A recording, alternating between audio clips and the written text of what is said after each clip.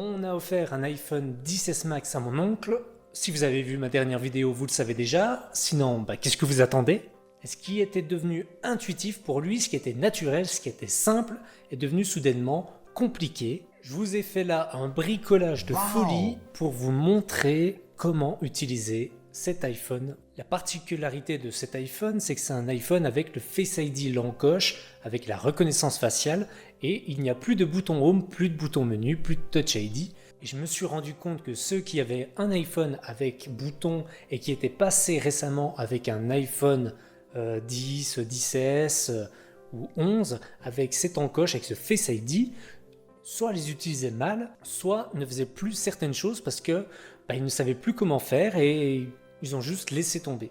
Et je trouve ça super dommage d'avoir un bel appareil, un bel iPhone et de ne pas l'utiliser pleinement.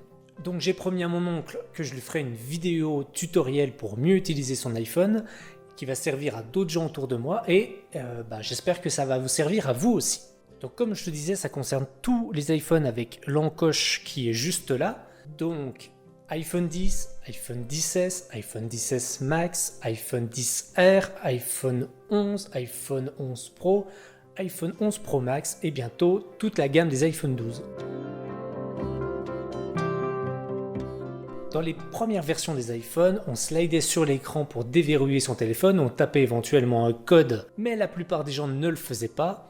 Donc Apple a eu la très bonne idée, je trouve, d'implanter dès l'iPhone 5S le Touch ID, un capteur d'empreinte digitale. Grâce à ça, Apple incitait les utilisateurs à mettre un code sur leur téléphone, mais plutôt que s'embêter à le taper à chaque fois, il y avait juste à mettre son doigt et déverrouiller simplement le téléphone. Mais ce Touch ID, c'était un bouton qui existait déjà avant, c'était le bouton Home, le bouton menu qui permet de quitter une application, de changer d'application, de voir toutes les applications qui sont lancées en multitâche. Et avec l'encoche, avec le Face ID, ce bouton a disparu. Comment est-ce qu'on fait maintenant? On va y répondre tout de suite. Normalement, au lancement de votre iPhone, Apple vous a incité à créer un Face ID. Vous avez dû tourner la tête pour créer un visage qui permet à l'iPhone d'être déverrouillé. Si ce n'est pas le cas, si vous avez fait passer cette étape ou si vous voulez rajouter un deuxième visage, celle de votre épouse, de votre enfant, peu importe, vous allez ici dans les réglages, vous descendez jusqu'à voir ici Face ID et code, vous tapez votre code et là vous avez la possibilité de réinitialiser Face ID, de configurer une seconde apparence, enfin bref, vous avez différents réglages comme par exemple exiger l'attention pour Face ID, ça veut dire que vous êtes obligé de regarder votre iPhone pour qu'il se déverrouille. Si quelqu'un vous le met devant le visage et que vous tournez la tête, il ne sera pas déverrouillé. La contrepartie de ça, c'est que si vous mettez des lunettes de soleil assez opaques, comme il ne verra pas vos yeux et qu'il ne pourra pas contrôler que vous êtes bien en train de le regarder, il ne voudra pas se déverrouiller. Le déverrouillage, parlons-en. Donc là, je vais partir de l'écran verrouillé de l'iPhone et vous voyez ici le cadenas qui indique que l'iPhone est verrouillé et qu'on ne peut pas l'utiliser sans avoir mon code ou le visage. Vous voyez aussi sur l'écran le capteur ici qui clignote, le capteur infrarouge qui est en train de rechercher mon visage pour lui permettre de se déverrouiller. Donc là, si j'approche le visage, on voit que le cadenas s'est déverrouillé parce qu'il m'a reconnu. Et là, je peux déverrouiller. Vous avez vu que j'ai pris pour déverrouiller une petite barre blanche qui est juste là. Là, je vais prendre le petit volet, comme si c'était un store, et je vais le lever. Voilà, comme quand on ouvre une boutique, quand on lève un store, voilà, on déverrouille son téléphone. Et c'est pareil dans une application, quand on a lancé l'application, on voit ici la petite barre, le petit volet qu'on prend, et on enlève le store. En fait, toutes les applications viennent se mettre par-dessus le menu, et pour revenir à l'accueil, pour quitter l'application, il suffit de prendre ce petit volet et le lancer. Évidemment, cette barre n'est pas fixe, elle s'adapte en fonction de ce que vous faites. Là, par exemple, je suis dans Plan qui a des fonds plutôt clairs. Et puis là, la barre s'est mise en noir. Elle est toujours en bas. Elle s'est adaptée au mode paysage. Et là, de nouveau, je slide pour revenir à l'accueil. Mais alors, comment est-ce que je fais pour revoir toutes les applications que j'ai ouvertes? On va continuer de glisser toujours vers le bas. Alors là, sur le menu d'accueil, elle n'apparaît plus. Ce que je vais faire, c'est que je vais partir du bas, d'ici, et je vais monter à peu près jusqu'au milieu de l'écran. Comme ça. Et voilà, là on voit toutes les applications que j'ai lancées. Et pour les quitter, je peux faire soit comme ça, une à une, soit je peux en prendre avec deux doigts hop, elle est glissée 2 par 2, 3 par 3, etc. Quand il y avait encore le bouton Home pour faire une capture d'écran, on appuyait sur ce bouton Home plus le bouton Power simultanément pour faire une capture d'écran. Mais là, comme il n'y a plus de bouton Home, ils ont remplacé le bouton Home par le volume plus, le bouton qui est là, et toujours le bouton Power. Donc là, quand j'appuie sur les deux en même temps, tac, on a la capture d'écran qui se met là, juste en bas à gauche. Et si j'appuie dessus, je peux l'éditer, je peux la recadrer, je peux mettre une petite annotation, je peux l'envoyer à quelqu'un, je peux la supprimer si je n'en veux pas, sachant que contrairement à avant, je ne suis pas obligé de garder les captures d'écran une fois qu'elle est faite. Si je l'envoie à quelqu'un pour lui montrer quelque chose, tout de suite après, je peux la supprimer. Je ne suis pas obligé de retourner dans mes photos, retrouver la capture d'écran et la supprimer, ça c'est bien. J'aimerais revenir un moment sur l'écran d'accueil parce qu'il nous propose 2 raccourcis que vous voyez là. On a la lampe torche et l'appareil photo. Donc j'appuie fort et là j'ai la lampe torche qui s'est allumée, je rappuie fort, elle s'éteint, et pareil pour l'appareil photo, j'appuie un coup, l'appareil photo s'allume. Alors pourquoi un appui fort? Tout simplement pour pas que ça lance l'appareil photo ou la lampe torche dans votre poche parce que vous avez frôlé l'écran ou je ne sais pas quoi. Là il faut vraiment appuyer fort, l'écran de l'iPhone gère la pression ou en tout cas la simule. Ainsi vous appuyez fort sur le raccourci et il se lance. Le grand bouton, le bouton Power qui sert à déverrouiller et à allumer son téléphone, ne peut plus servir par contre à éteindre, en tout cas pas en l'état. Si je laisse appuyer sur le bouton Power, c'est Siri qui se lance. Si j'appuie 2 fois, c'est Apple Pay qui se lance et qui permet de payer directement avec sa carte bancaire qu'on a enregistrée dans son iPhone.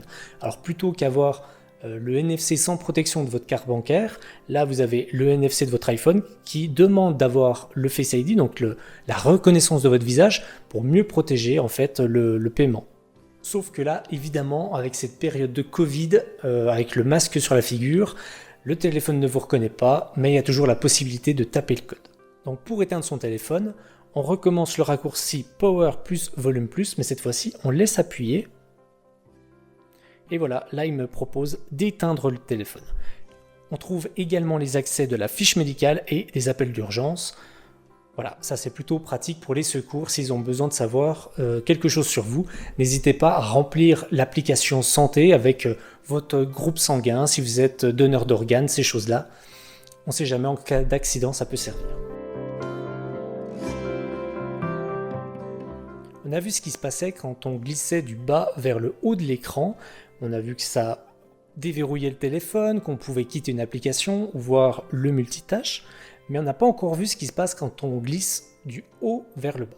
Si je fais glisser mon doigt du haut de l'écran gauche jusqu'à l'encoche ou là où il y a l'heure affichée, je glisse comme ça, je vais voir les notifications. Alors là, on voit une notification de Fnac, des news Google, mes podcasts, les paiements, le temps d'écran, etc. Mais si je glisse sur le côté droit, là on voit tout ce qui concerne le réseau et la batterie. Là j'ai le centre de contrôle qui s'affiche. Si je pars de haut vers le bas, on voit ce carré là, ça concerne le réseau, donc on a le mode avion, on a les données cellulaires, le Wi-Fi et le Bluetooth, sachant que si on appuie fort sur ces applications là, on a plus de possibilités. Par exemple là, si je veux changer de Wi-Fi, je vais laisser appuyer sur Wi-Fi et je vais voir tous les réseaux qui sont à proximité. En haut à droite, j'ai le pop-up pour la musique, je vais pouvoir par exemple y connecter mes AirPods, mon Apple Télé ou le HomePod. Ici, je vais pouvoir verrouiller la rotation de l'écran, passer en mode nuit, faire une recopie de l'écran vers par exemple un Apple Télé, changer la luminosité de l'écran, changer le volume, et ensuite on peut rajouter différents widgets en bas, la lampe torche, le minuteur, la calculatrice, l'appareil photo. Moi j'ai rajouté la maison, l'Apple Télé, faire un enregistrement de l'écran et prendre des notes. Si vous voulez vous aussi rajouter ces choses-là, vous allez dans les réglages, vous allez dans le centre de contrôle, personnaliser les commandes, et là vous pouvez appuyer sur moins pour en enlever, sur plus pour en ajouter. Voilà la liste de tout ce que vous avez accès. Et quand on glisse comme ça sur l'écran, il y en a encore un autre. Si je glisse à peu près vers la moitié de l'écran vers le bas, comme ceci, je peux faire une recherche. Donc par exemple, rechercher l'application Plan. Comme ça, il me propose l'application et j'ai pas besoin de chercher dans quel dossier je l'ai rangé. Pour modifier une icône, je vais laisser appuyer dessus. Je peux alors la supprimer ou modifier l'écran d'accueil. Et là, je peux bouger les applications, les mettre l'une sur l'autre pour créer un dossier, ou les enlever pour supprimer le dossier, renommer le dossier, etc., etc. Je sais que Siri, l'assistant vocal d'Apple, est souvent sous-estimé, moqué, mais en vrai, il est pas si mal. Moi, il me permet d'ajouter des rendez-vous, de me faire des rappels, des minuteurs, d'envoyer des messages ou de poser quelques questions du genre quel âge a tel acteur. Par exemple, je vais demander à Siri de m'ajouter un rendez-vous, imaginons chez le coiffeur demain. J'appelle Siri, ajoute-moi un rendez-vous chez le coiffeur demain à 14h30. Et voilà, on voit que... Donc là, je vais l'annuler, mais je pourrais le confirmer et donc il est ajouté automatiquement dans mon calendrier. Je trouve Siri aussi très pratique pour dicter les messages. Alors on n'est pas obligé de le faire directement avec le dit Siri, mais dans l'application message directement, ici on voit que le curseur est bien dans la bulle. Je vais appuyer sur l'icône du micro en bas à droite et dicter mon message. Par exemple, coucou, virgule, comment tu vas? Moi ça va pas mal, point. Je suis en train de faire une vidéo pour ma chaîne YouTube, point d'exclamation. Et voilà, franchement c'est super efficace. Tant qu'on est dans les messages, vous voyez que là il me propose une flèche bleue pour envoyer un iMessage, donc un message électronique, c'est pas un SMS, c'est un message qui est envoyé uniquement d'utilisateur iPhone à utilisateur d'iPhone. Et quand c'est en vert, là c'est un SMS ou un MMS. L'avantage des iMessage, c'est que vous avez un accusé de réception et vous avez plus de possibilités d'envoi. Par exemple, si j'appuie fort sur la flèche bleue pour envoyer le message, on voit qu'il me propose d'ajouter un effet. Donc je peux rendre le message invisible, la personne devra frotter son écran pour le voir. Discret, donc un petit texte.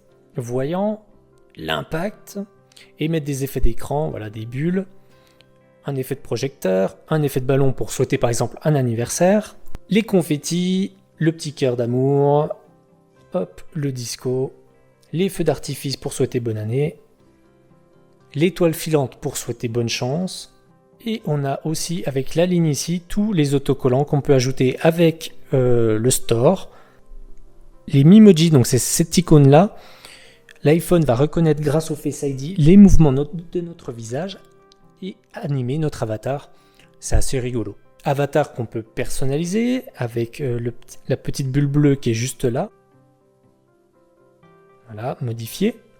Et on a aussi les autocollants, voilà, qui sont personnalisés avec notre avatar. C'est un peu plus sympa que des smileys, je trouve, surtout qu'ils ont un look plutôt mignon. Petite astuce, mais importante quand même pour les messages, je vous conseille d'aller dans Réglages et de descendre donc jusqu'à Messages, et là de cocher Envoyer par SMS. Donc quand la personne n'arrive pas à recevoir un iMessage donc par internet, par exemple elle n'a pas de réseau là où elle est, et bien automatiquement au bout d'un moment, quand il verra qu'il n'arrive pas à envoyer son iMessage, il va envoyer un SMS. Et croyez-moi, ça évite bien des soucis. Enfin, sachez que Apple propose une application astuce qui permet d'avoir des petits conseils comme ceux que je viens de vous donner pour mieux utiliser votre iPhone. Donc n'hésitez pas à aller y faire un petit tour. Il y a évidemment plein d'autres choses à savoir sur l'iPhone. Je ne peux pas tout mettre dans une vidéo. Là, c'est vraiment pour commencer. Il y a aussi l'application photo pour faire de belles photos, de belles vidéos. Mais là, j'ai envie de faire une vidéo dédiée parce que j'ai plein de choses, j'espère, intéressantes à vous raconter. Donc si vous ne voulez pas la rater, vous savez ce qu'il vous reste à faire. Abonnez-vous et on se dit à bientôt pour une prochaine vidéo. Ciao!